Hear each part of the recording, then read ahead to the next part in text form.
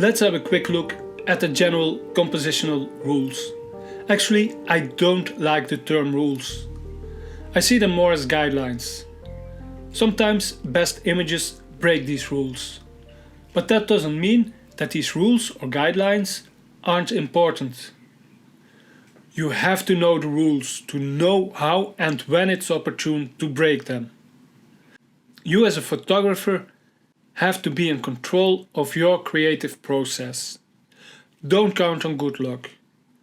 Don't just take pictures, create them. Know the rules and use them creatively. But don't let them limit your creative vision. The first general rule is the rule of thirds. The rule of thirds might be the best known rule in photography.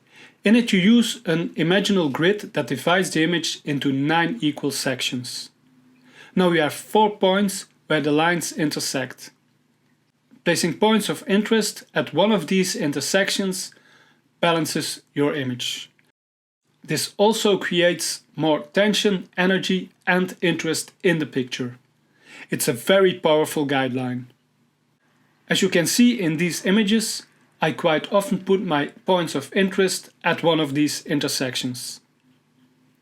Not only the intersections can be used for balancing your composition.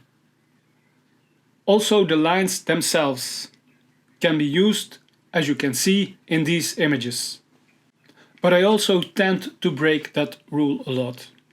Like over here, placing the poppy more to the side and the seed pod right into the corner generates some extra tension and makes the image more interesting. The same goes for this image. By giving the flower extra open space, the interaction with the glow on the opposite side becomes a whole lot stronger. Experiment with your compositions. Shoot the rule of thirds, change your composition a little bit, and then break the rule. Find out what works for a particular image. What I didn't show you yet is a flower right in the center of the image. There's a big reason why I didn't.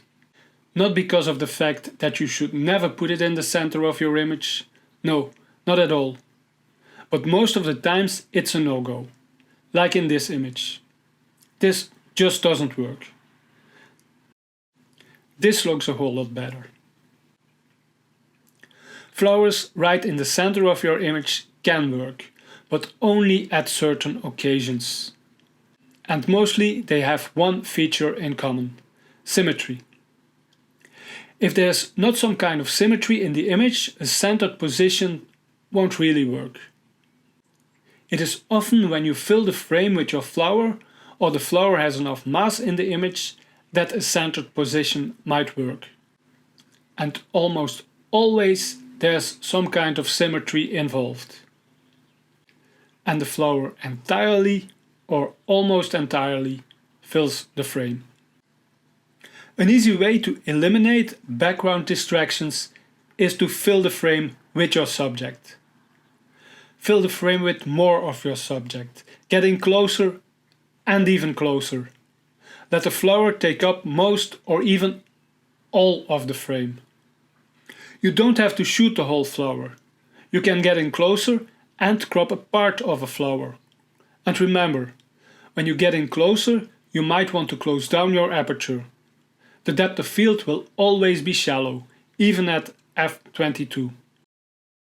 Open or negative space can really help to focus all attention on your subject.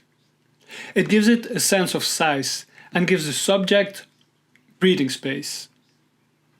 With it you can create beautiful, more minimalistic pictures with a dramatic and powerful impact. By eliminating all distractions, the viewer will have more connection to the subject. Here, less is more, and the subject really stands out. It also adds to the mystery, and it invites the viewer to make up the rest of the story, and can greatly affect the emotion and mood of the photo. Shoot vertical, horizontal, and try other aspect ratios, like a square. Why not shoot a vertical shot right after you took a horizontal one? It is an easy way to bring some extra variation in your compositions. Many flowers lend themselves to be shot horizontally as well as vertically, as you can see in these images. Don't miss out on these opportunities. On the other hand, some images only work as a horizontal, like this image, for example. While others, like this one, just have to be vertical. Don't limit yourself. You should explore both options. I don't limit my photography to vertical or horizontal compositions. I quite often shoot square images. Sometimes a square composition just works better than a rectangular one. And when I say that I shoot rectangular images, I mean that I sometimes compose my images with a square end result in mind. Of course, my camera only shoots rectangular, but I create many of my squares in camera while shooting. Like this image, for example. I was only interested in the upper part of the image, so I framed it without paying too much attention to the lower part. By shooting it vertically, I was able to frame the top square, knowing I would have enough room at the bottom to cut away.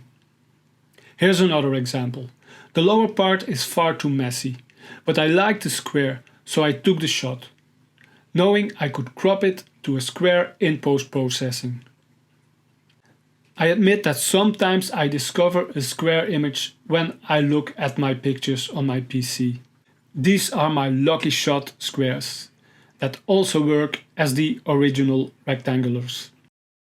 The use of leading lines in flower photography is quite obvious. The stems of the flower often lead the eye of the viewer directly to the point of interest. Make use of these lines and try to find nice curves leading up to the flower. I really love it when the stem of the flower seems to appear out of the blurred area. For me, it makes the lines even more powerful. It adds a little bit of mystery to the image. Creating a frame within a frame is another powerful compositional tool. By using it, you can create depth in the image. The frame can be some vegetation surrounding your flower. The image doesn't have to be framed on all sides.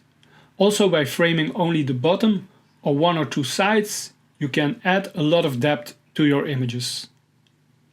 The frame could still have some recognizable shape, like you see in this image. But also a totally blurred foreground or background section can function as a frame.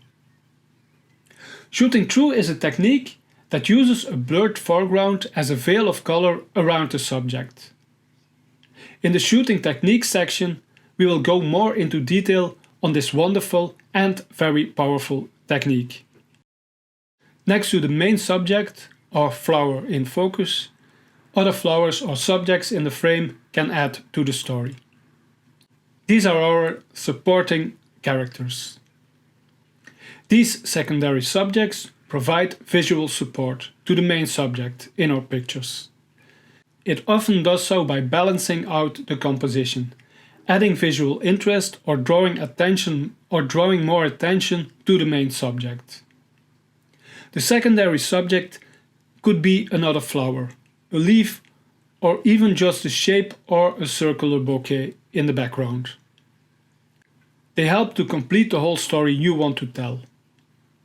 Normally, only one subject can be the main subject, and this means that only one subject should be in focus. When more subjects are in focus, your eye will keep on jumping from one subject to the other, and it creates tension.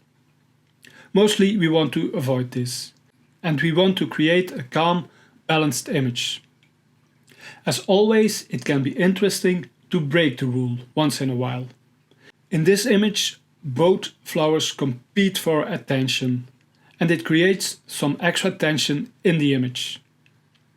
But when you have in mind that these two flowers are having a discussion or an argument, the tension between them really helps to tell the whole story.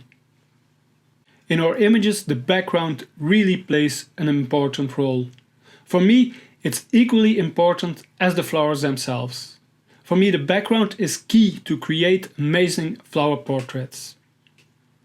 That's what we'll discuss in next chapter. How to create a pleasing background, and in this, the background bouquet plays a very important role. See you in next session.